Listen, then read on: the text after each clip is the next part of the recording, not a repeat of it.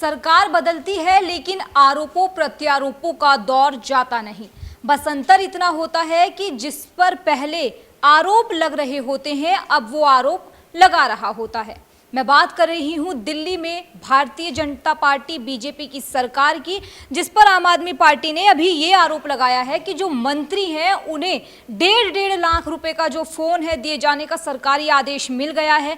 तमाम ऐसे आरोप लगाए हैं, लेकिन इसमें उनका आरोप ये है कि जो गरीबों से वादा किया गया था कि 2,500 रुपये हर महिला को दिए जाएंगे, होली पर सिलेंडर दिया जाएगा, वो वादे पूरे नहीं हो रहे हैं। लेकिन नेताओं जी के लिए जो है फोन का आदेश आ गया है। इससे पहले कई सारे आरोप और भी लगाए गए हैं। आरोप तमाम है, इस पर चर्चा करेंगे, सर से बात करेंगे। हमारे साथ सीनियर जर्नलिस्ट नागेंद्र जी मौजूद हैं। सर, दिल्ली में जो सियासत चल रही है उसमें क्या सरकार की खामियां हैं या ये सिर्फ विपक्ष के महज आरोप हैं?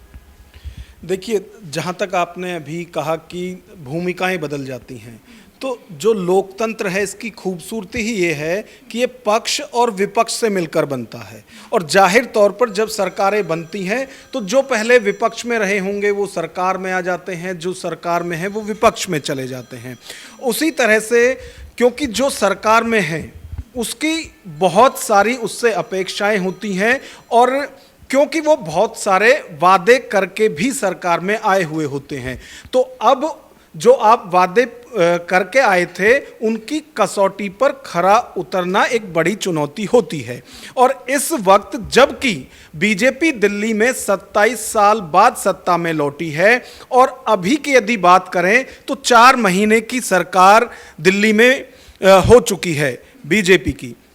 अब आप देखिए कि जब चुनाव प्रचार हो रहा था दिल्ली विधानसभा चुनाव का, तो उस वक्त खुद प्रधानमंत्री ने कहा था कि ये मोदी की गारंटी है, जब दिल्ली सरकार की पहली कैबिनेट होगी, यानी जब बीजेपी की सरकार बन जाएगी और जो पहली कैबिनेट होगी उसमें सबसे पहला फैसला यही होगा कि दिल्ली की जो महिलाएं हैं, जो दिल्ली की माता बहनें हैं, उनके अकाउंट में 2,500 रुपये कैसे मिलेंगे, इस योजना का जो है वो श्री गणेश हो जाएगा। पहली ही कैबिनेट मीटिंग में नहीं हुआ।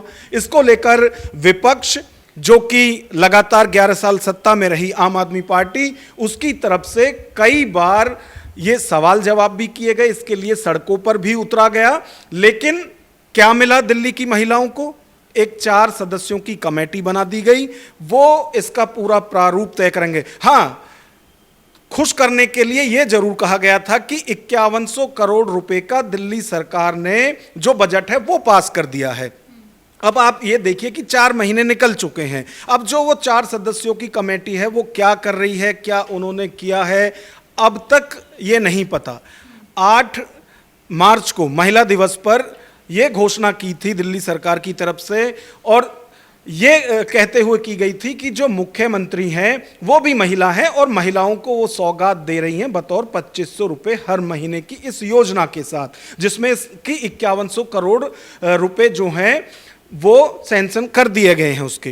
तो लेकिन वो आज तक भी नहीं हुई, किसी को नहीं पता कहाँ वो योजना है, क्या कर रही है। तो कई बार ऐसा होता है कि चुनाव प्रचार के दौरान जो वादे किए जाते हैं या जिन योजनाओं के सब्जबाग पब्लिक को दिखाए जाते हैं, सरकार बनने के बाद वो योजनाएं या तो हाँफने लगती हैं या हाँफते हाँफते दम तोड़ जाती है। और मुझे फिलहाल ऐसा लगता है कि जो ये 2,500 रुपये महिलाओं को देने का वादा खुद प्रधानमंत्री ने किया था, शायद वो अब दम तोड़ चुकी है योजना, क्योंकि अभी कुछ पता नहीं चल रहा है कि क्या होगा। और यह भी नहीं पता है कि जिस वक्त वो योजना शुरू की जाएगी, जब कमेटी उसका पूरा प्रारूप दे देगी, तो क्या जब से सरकार बनी है तब से वो महिलाओं को मिलेंगे या फिर जब से वो योजना शुरू होगी उस वक्त से मिलेंगे।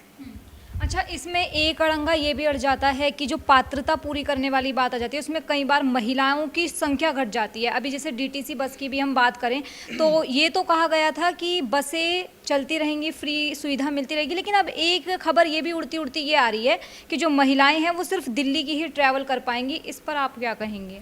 देखिए, इसके लिए अब जो दिल्ली की मौजूदा सरकार है बीजेपी की, उसने पिंक कार्ड इशू किए हैं। एक तो सबसे पहले क्या हुआ कि पहले दिल्ली में कहीं भी बस स्टैंड पे कोई भी महिला खड़ी है तो उससे कोई किराया नहीं लिया जाता था, उसे दिल्ली का ही समझा जाता था। अब इसमें यह जोड़ दिया गया है कि दिल्ली की ही महिला वो होनी चाहिए, यानी वो नोएडा, गुड़गांव या इधर उधर कहीं से आती हैं तो उनको किराया देना होगा, जो भी डीटीसी का किराया है उस यात्रा का, जहां तक वो जाती हैं। तो लेकिन वादा तो ये नहीं किया गया था। और आप देखिए कि चुनाव के दौरान भी आम आदमी पार्टी की तरफ से कहा गया था कि जो सरकार की योजनाएं अभी चल रही हैं आम आदमी पार्टी की, बीजेपी सत्ता में आते ही इन सबको या तो बदल देगी या खत्म कर देगी। उसके बाद आप देखिए, चाहे मोहल्ला क्लिनिक हो उसका नाम चेंज कर दिया गया, चाहे जो मोहल्ला बस चलनी थी उनका नाम बदल दिया गया, तो जो कलर भी उनका चेंज हो गया, हाँ, वो ग्रीन से अब सैफरॉन कर दी। तो बहुत सारी चीजें हैं। खैर, ये सत्ता और विपक्ष का जो है ये सब चलता रहता है।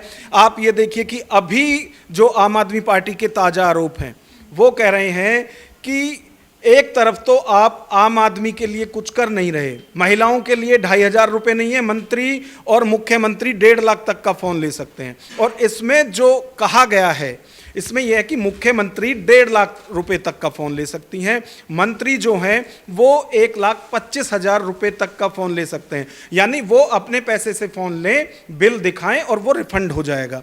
और ये कोई पहली योजना नहीं है, 2013 में ये 50,000 रुपये मिलते थे, ठीक है। तो तिगना वृद्धि जो है वो इसमें हुई है, जो 50,000 लिमिट थी वो 1.5 लाख हो गई है।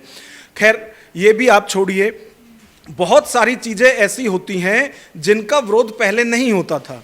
अच्छा, अभी अगर विधायकों की सैलरी बढ़ाने का कोई बिल आए तो ये आम आदमी पार्टी वाले भी नहीं बोलेंगे, वो बिल टेबल पे आते ही पास हो जाते हैं। पक्ष विपक्ष पहली बार जो है एक मत इस मुद्दे पर देखे गए हैं, चाहे वो संसद की बात करें या किसी भी राज्य की विधानसभा की बात करें। दिल्ली में भी ऐसा कई बार हुआ है, जो हर मुद्दे पर विरोध प्रदर्शन करती थी बीजेपी जब विपक्ष में थी।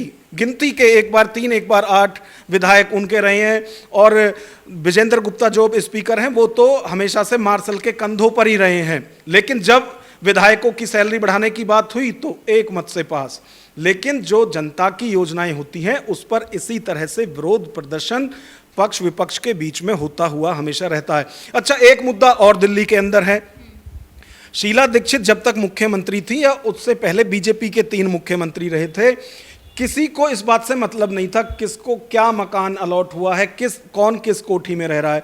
लेकिन ये अरविंद केजरीवाल ही थे कि जब ये विरोध कर रहे थे दिल्ली सरकार का 2011 के आसपास, उस वक्त इन्होंने ही सवाल उठाए थे कि मुख्यमंत्री के घर में इतने एसी का क्या काम है, वो तो एक कमरे में रहती हैं, इतने कमरों का क्या काम है, बहुत सारी चीज़ें।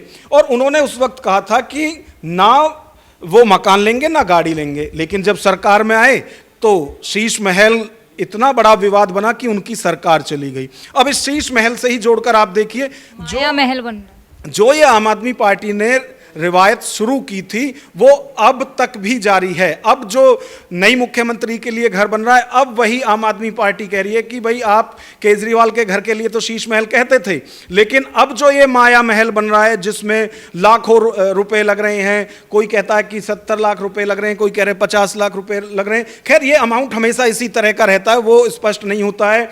जब केजरीवाल के शीश महल की बात होती थी तब भी कोई अमाउंट उसमें नहीं था, जिसके मुंह में जो आता था वो उस तरह के आरोप लगाता था, और पब्लिक इसे बहुत अच्छे से कैच करती है। आपको क्या लग रहा है कि आज जब माया महल का जिक्र होता है तो पब्लिक नहीं सोच रही होगी कि हमारी तो झुग्गियां तोड़ी जा रही हैं, आम आदमी की झुग्गियां तोड़ी जा रही हैं दिल्ली में बड़े लेवल पर, पूरी दिल्ली के अंदर। लेकिन और इसको ही भुनाने की कोशिश आम आदमी पार्टी कर रही है कि गरीब का घर तोड़कर आप अपने लिए माया महल बना रहे हैं। तो आप इसको ऐसे ही समझिए कि ये भूमिकाएं बदल गई हैं। पहले जो आरोप विपक्ष में रहते हुए बीजेपी आम आदमी पार्टी पर लगाती थी, अब वही आरोप आम आदमी पार्टी विपक्ष में रहकर बीजेपी पर लगा रही है, और कांग्रेस पिछले 1.5 दशक की तरह एक कोने में बैठकर इन दोनों का खेल देख रही है। इसमें एक बात ये भी है कि जो आम आदमी पार्टी के नेता हैं अनिल झा, उन्होंने भी ये बोला है कि जब भी कोई पार्टी सत्ता में आती है तो उसे सत्ता की हनक हो जाती है और मुख्य बिंदु से ध्यान हट जाता है।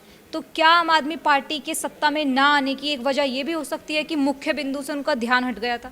देखिए, यदि आम आदमी पार्टी के विधायक ये कह रहे हैं कि सत्ता में आने के बाद हनक आती है, तो वो ये भी इसके साथ साथ मान रहे हैं कि 11 साल उनकी पार्टी और उनके नेता भी इस सत्ता हनक में रहे हैं। अब जहां तक खुद अनिल झा जो हैं उनकी बात करें तो वो बीजेपी के विधायक रहे हैं। 2008 में भी विधायक थे, उसके बाद 2013 में भी जो कुछ दिनों के लिए बने थे, जब 49 दिन में ही सरकार गिर गई थी केजरीवाल की, उस वक्त वो 50,000 वोटों से जीत कर आए थे। लेकिन अगली बार आम आदमी पार्टी के जो प्रत्याशी थे उनके सामने वो हार गए। तो ये अनिल झा की बात है। जब वो बेचारे आम आदमी पार्टी में आए तो आम आदमी पार्टी की सरकार चली गई, अब सरकार बीजेपी की है, तो उनका अपना ये हो सकता है। और यदि वो आम आदमी पार्टी में रहकर आज कह रहे हैं कि सत्ता में आने के बाद हनक आ जाती है, तो वो ये मान रहे हैं कि उनकी सरकार जो 11 साल रही है आम आदमी पार्टी की, वो भी सत्ता हनक उनमें भी आई और उसी हनक के चलते हुए सत्ता गंवानी पड़ी, यदि ऐसा है तो।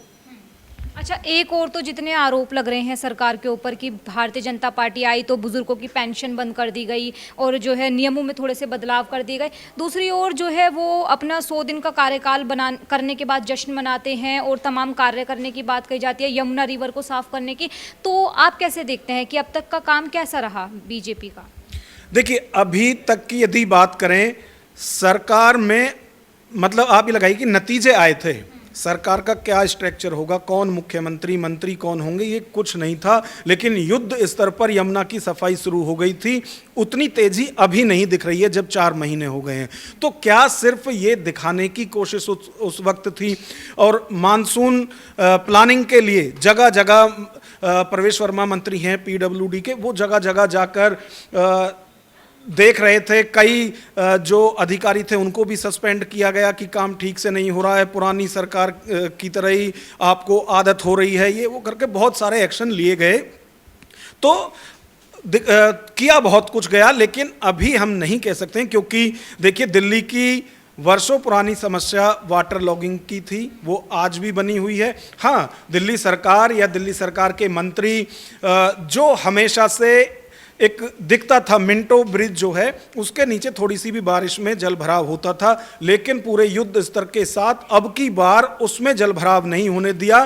तो उस पर भी विपक्ष का अपना वो है, और वो सही भी कह रहे हैं कि मिंटो ब्रिज ही दिल्ली नहीं है, बाकी जगह तो जल भराव अभी भी है। तो जहां मीडिया के जो पॉइंट थे, मतलब सरकारें किसी की भी रही हो, मिंटो ब्रिज के जैसे ही कई ऐसे पॉइंट हैं जहां पर बारिश होती ही होती है, वहां मीडिया सबसे पहले पहुंचता था।